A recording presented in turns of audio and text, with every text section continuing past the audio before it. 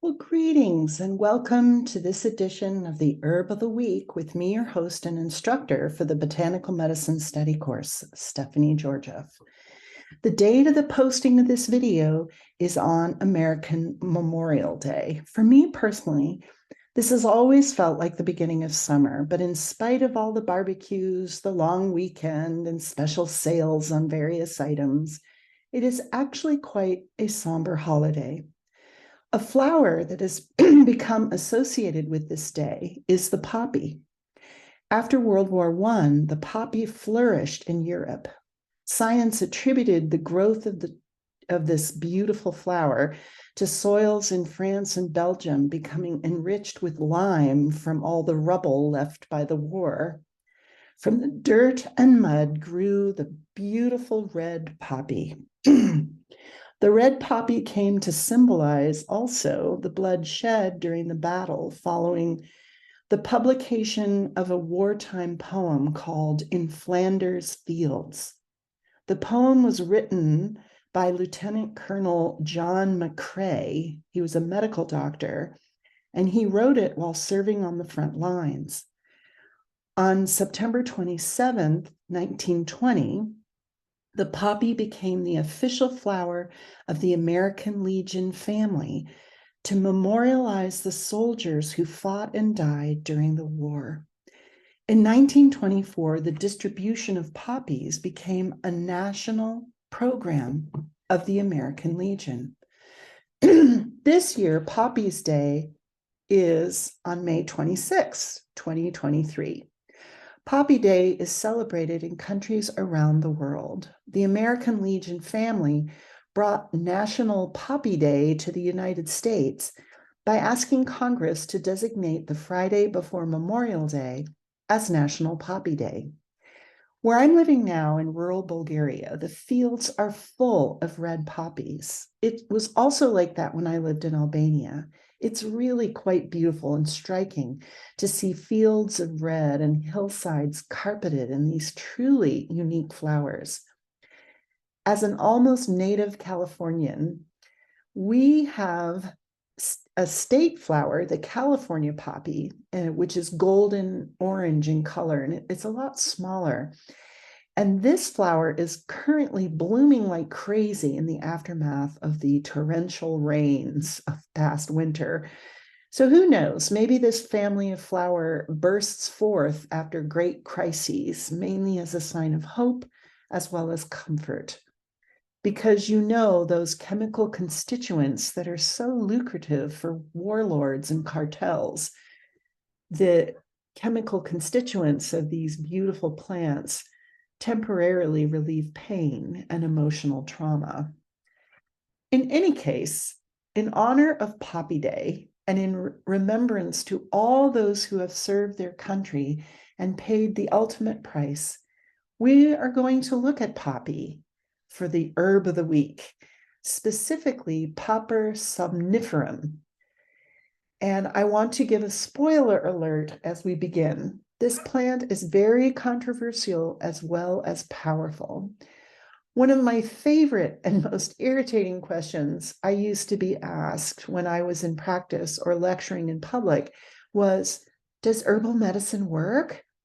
My snarky self wanted to say, why no, I've spent my whole life and hundreds and thousands of dollars on my education and licensing for something that doesn't work. It has no effect whatsoever. My stock non-snark answer, given in a soft voice with a smile, was to point out the effects of coffee on the body, as well as drugs such as digitalis and so on that are based on plants. What I find most interesting about botanical medicine is how much it reflects culture and cultural evolutions in all aspects one could imagine: the ecology, economy, politics, religion, as well as healthcare. This week's herb of the week, the beautiful poppy, is an excellent example of the relationship between the natural world, human consciousness, economics, and political power. This episode of the Botanical Medicine Study course will be quite broad in its exploration and may shed light on current cultural trends as well. So if you want, you can pause this video, go get yourself a nice cup of coffee or tea, see what those herbs do to your body, maybe some popcorn, and we'll get started. A bit of a digression. I want to share something I found incredibly entertaining and informative all at the same time, which actually incorporates our seemingly mundane and benign botanical medicine study course, Herb of the Week. Something I find just absolutely amazing about the internet is how much gee whiz information you can learn when you go on a search for certain subjects. And I must say, my search terms are quite unusual in many respects. So I get to go on very interesting rabbit holes through my research. And these digressions continue to delight me in terms of the creativity and activities of human beings. I just like, oh, humans are just so interesting, especially the relationship of human beings with the natural world. And did you know the United States Drug Enforcement Agency, the DEA, has a museum? I did not know that. And wow, now this is what I want my tax dollars supporting for sure. And I'm not being sarcastic or snarky. I think this is the most wonderful use of government funds ever. Anyways, the DEA Museum is in Arlington, Virginia, and is now open thanks to the lifting of pandemic restrictions.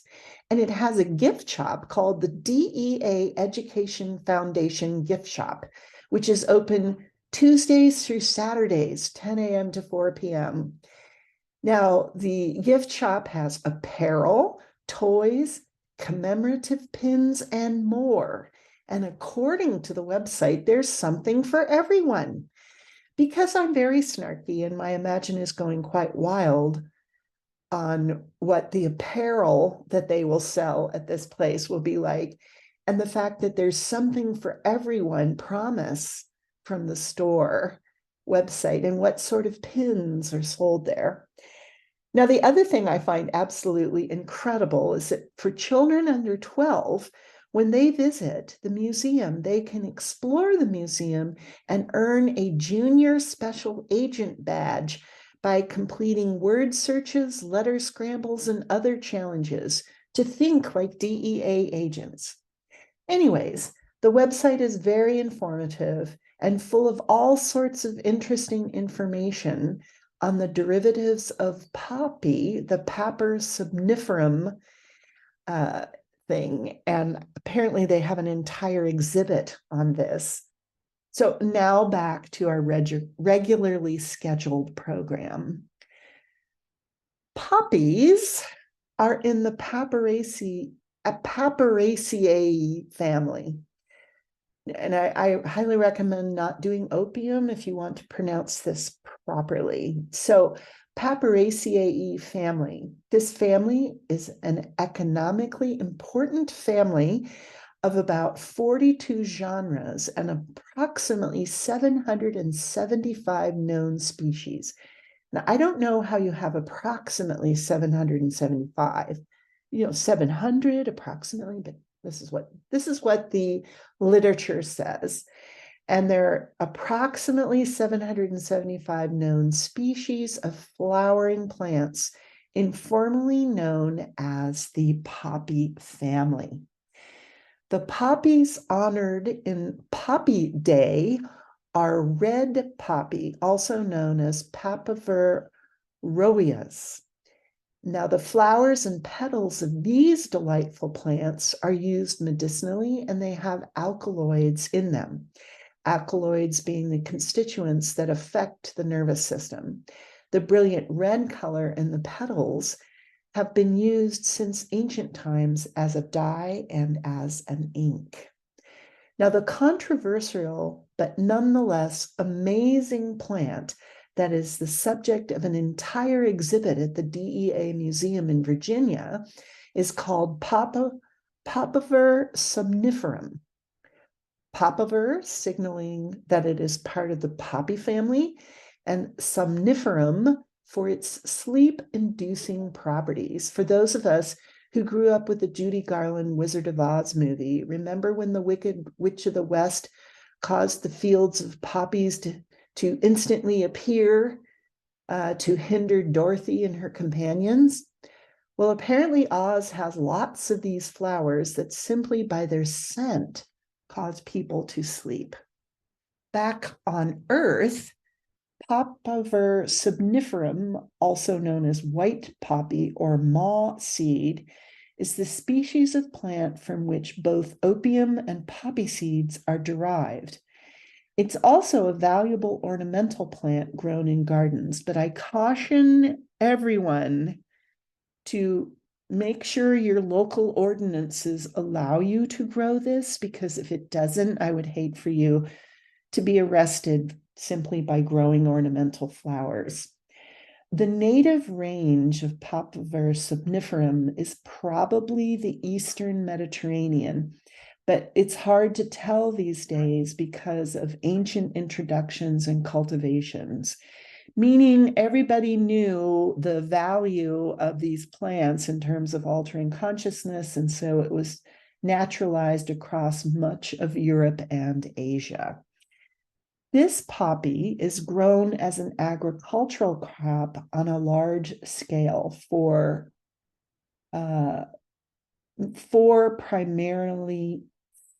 primary purposes.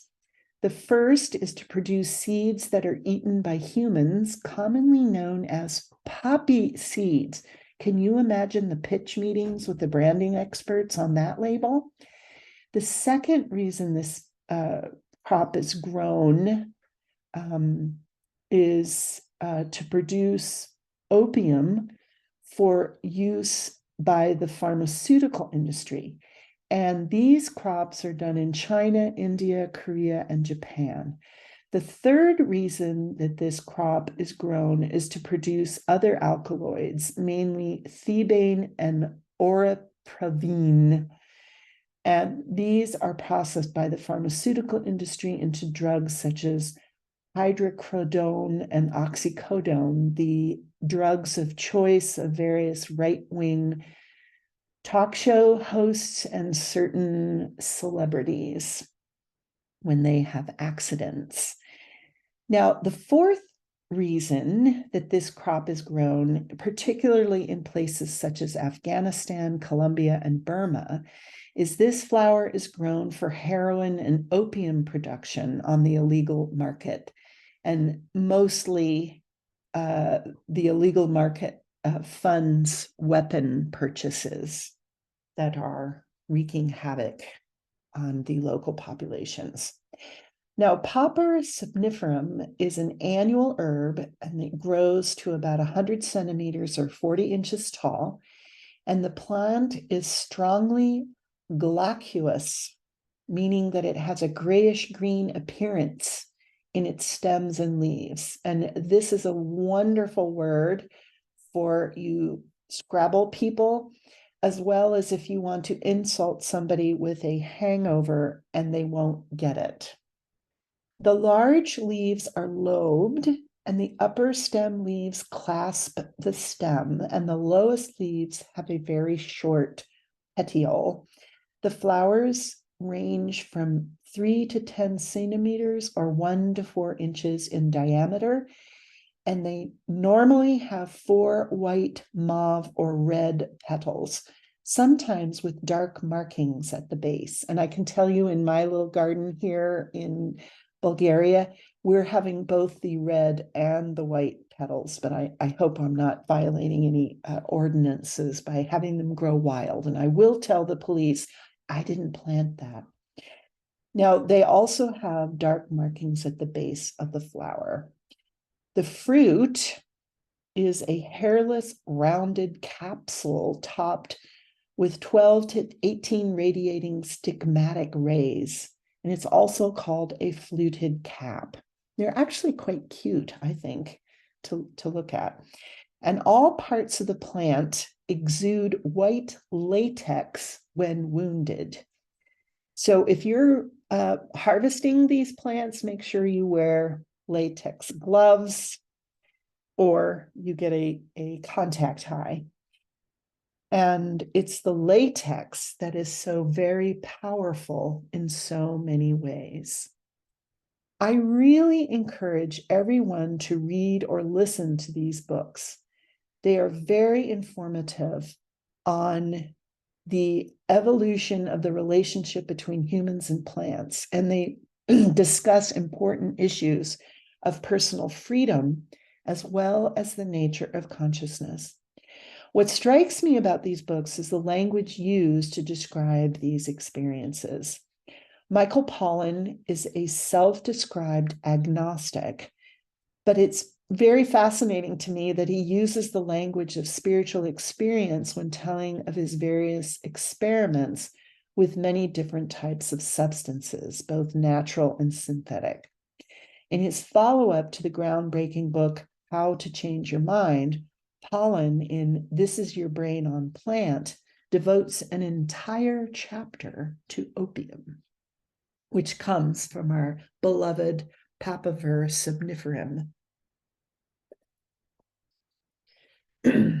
Now, the medicinal actions of poppy, you can probably guess from the name, which means it helps you sleep. It's used for insomnia. It also has pain relieving properties. It's also a narcotic. It can help relieve headaches and cough. And it's anti-diarrheal, which means it helps slow down the, excuse me, colon. And it's a hypnotic. Now, here's a little health tip. If you're having abdominal or heart surgery and are given some sort of morphine derivative pain medication, which comes from poppies, make sure you also take a strong purgative laxative so you do not pop your stitches trying to relieve yourself. Unfortunately, I speak from very painful experience.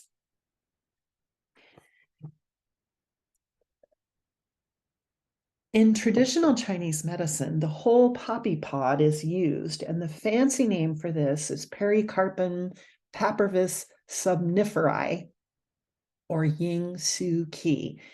To be honest, I've never used this in my practice, and I'm curious if one can get it on the market, say at your local Chinese herbalist. I haven't seen it. My immediate guess is you cannot, for obvious reasons. It's sour, astringent, neutral, slightly toxic, and enters the lung, large intestine, and kidney meridians. It astringes the intestine to relieve diarrhea. It also astringes the lung to relieve cough. It alleviates pain. And my personal favorite action, I always love the descriptions of actions in Chinese herbals. It says it binds the intestines. And let me tell you, this is very descriptive. The indications for it are chronic diarrhea and dysentery, chronic cough due to lung deficiency, abdomen and stomach pain, and joint pain. The pods are roasted with honey for relieving cough, and they are stir-fried and baked with vinegar for relieving bleeding and pain. In Ayurvedic medicine, it's pronounced, and I apologize if I'm not pronouncing it properly, khaskhas, and it is used for digestive issues, and also it fights insomnia. And the way the Indians take this is they mix the seeds and incorporate them into the diet with things like chilies and add it to curries. So if you're in India and you're getting a curry and you know you're going to be drug tested for security clearance, make sure you understand what's in that curry mix beforehand. Now, the chemical constituents of poppy are legion, and Papaveraceae produces organic nitrogenous compounds called alkaloids. And alkaloids are the things that work on the nervous system. And they're also the thing that the government, at least in the United States, wants to regulate. It's very interesting. I did some research at the National Library of Congress went back in the days before the internet. So you had to go places, to go to libraries to do your research. And I was looking at why certain plants were being rejected by custom agents. It's obviously, you understand why I don't have an active romantic life. But anyways, I was looking at that, and the alkaloid content of various plants was why they were being rejected. So the natural alkaloids produced by our beloved papaveraceae include morphine, codeine, and papaverine, amongst others. And there are approximately 80 alkaloids belonging to various classes. It's also been known for over a century that morphine alkaloids accumulate in the latex of the poppy. So the modern literature is full of all of this information, and a simple Google Scholar search will give you more reading material than you could possibly imagine. Now, obviously, there are cautions. Poppy seeds should be sourced from trusted retailers. Don't buy poppy seeds from somebody who opens up a trench coat with little bottles of poppy seeds. Poppy seeds can obtain, and they can contain opioid compounds if they're not processed properly or harvested properly. Poppy seeds with high opioid levels can cause the effects of opioids to be felt in the body, and this can be potentially harmful. The use of poppy seeds for the treatment of insomnia should be monitored. It should be very limited, since there's a likelihood of the development of a dependency. And consumption of poppy seeds should be done in moderation. If you consume too many of them, this can result in a positive drug test for opioids, and that will be on your record forever and be used against you by the Republican-controlled Congress if you ever want to feed people with food stamps and things like that. Now, the anthroposophical medical view of poppy, I think, is worth looking at, because it gives a very interesting overview of why poppy does what it does. Now, plants have several aspects to them which affect humans in a suprasensible manner. Now, for those of you who are aware of it, the human has these four aspects to their being. It's called the fourfold human, and this image is from the New Food Culture blog, which I highly recommend. And there's an I, which is an ego. It's a self-conscious. The astral body, which is where we have sensations. We either feel sensations or we have sensations internally, and that's the astral body. The etheric body, which is the life body, that's what animates us and makes us live. And the physical body, which is our bones and muscles and all those things. And plants only have two of these bodies. They have etheric body and physical body. Plants don't have egos.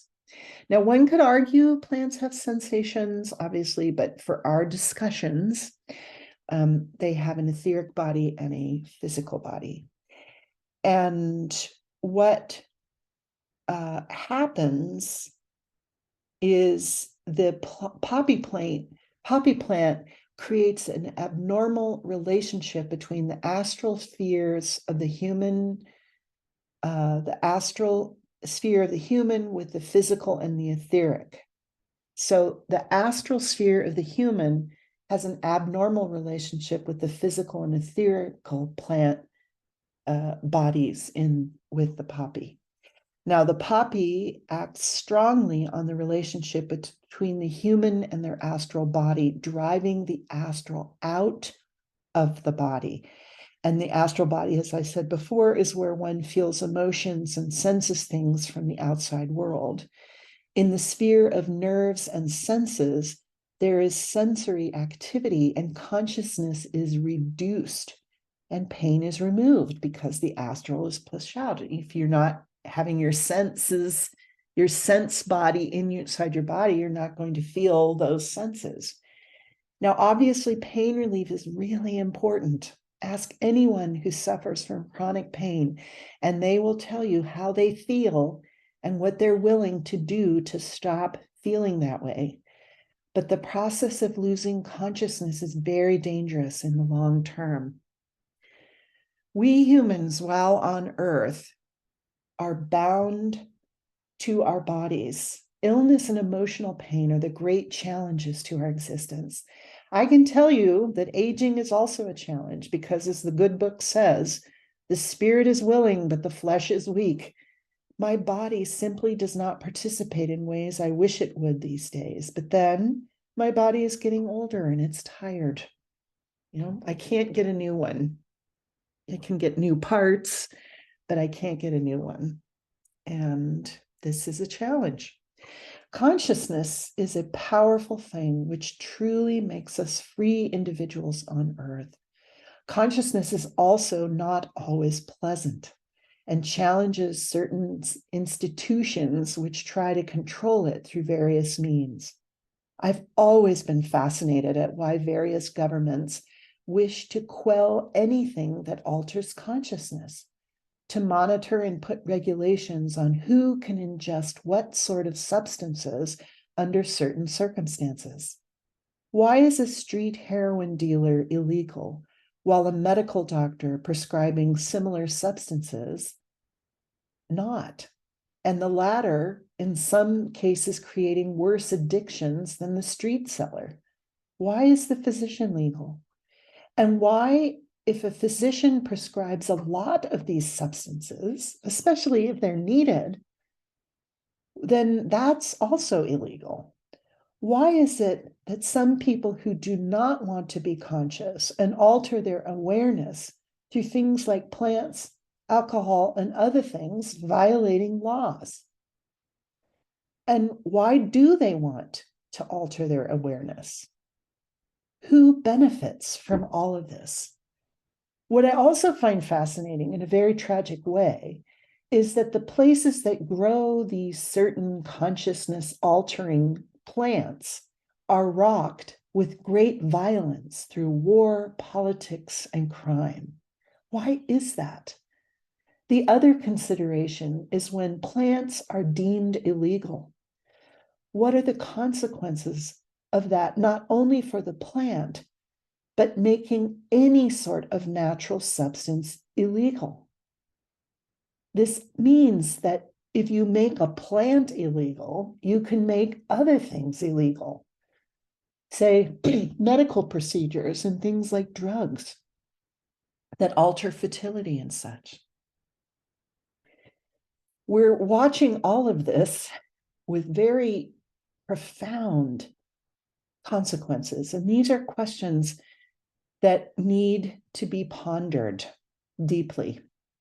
The relationship between the natural world and humanity is a profound one and worth considering, and due to the fact that all of our actions, from the most benign to the deeply powerful, affect everything.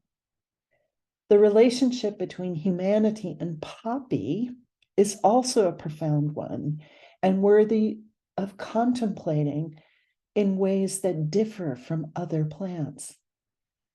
Trying to have a bit of fun with an illegal substance may be causing great violence and oppression to the people who live in an area where these plants are grown. It may be enriching violent extremists who oppress women and minorities and arming wars. Having your consciousness numbed or even your pain numbed by illegal substances may also be wreaking havoc on your local community and your family. The turmoil in Afghanistan and Colombia and the current political tensions in China and Taiwan can all be traced back to opium poppies. While I obviously support democracies and self-determination and bodily sovereignty, what we in the West need to understand in terms of China is the disruption, the violent disruption of an ancient culture by the enforcement of opium trade on the people and government of China by the British in the 1800s. Look up the Opium Wars and the Boxer Rebellion, and you will understand things you may not have understood in the past. These terrible events have led to the suspicion of and isolation from the West, with very dangerous consequences for the people who live in the beautiful land of China. Up to this very day, actually. There are so many ways to have fun and to relax. I urge everyone to consider how they choose to do so. How whatever one is smoking, injecting, snorting, or swallowing, how this relaxing activity affects nature and other people in the process. And I invite you to look at history for insights as well. I usually end my videos with a statement on how to garden or however you wish to incorporate this plant into your life. I'm not going to end this video in the usual way. What I do hope is that you deeply ponder the relationship this plant has with the many aspects of culture. I do encourage incorporating poppy seeds into things like muffins and cookies, but caution that if you have a drug test coming up for employment or a security clearance and you're not related to a certain former president that can erase your history, maybe you need to reconsider eating those poppy seed items because you may test positive for narcotics. And you would hate to have that on your record because of a bagel or a muffin. I also invite everyone to enjoy poppies in the wild. And of course, if you pass a veteran who is selling poppy pins over the holidays, such as Memorial or Veterans Day, take one and donate to the cause. So this is Stephanie Georgia saying thanks for spending your valuable time with me. And until next time, be well.